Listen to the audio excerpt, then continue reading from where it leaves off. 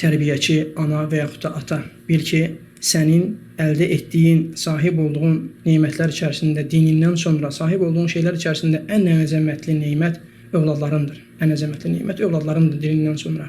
Və sənin üçün xoşbəxtçiliyinin ən əzəmətli səbəblərindən biri də övladlarındır. Və həmçinin bədbəxtçiliyinin ən əzəmətli səbəblərindən biri də sənin övladlarındır. Necə ki Allah Teala öz kitabında deyir ki: "Əuzubillahiminəşşeytanirracim.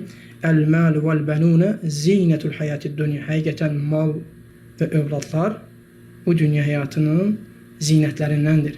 Zinətlərindəndir. Əgər sənin övladların islah olarsa, doğru yol üzərində olarsa, deyir ki, sən rahatçılıq taparsan və həmçinin ümidlərin çin olar, həyatın aydın olar və rahat şəkildə yaşayarsan bu dünyada. Əgər sənin övladların fəsada uğrayarsa, övladların azğınlığa düşərsə, islah olmazlarsa, həqiqətən deyir, sənin yaşayışın pozular və dərd, qədər və qəm-qüssə içərisində yaşayarsan.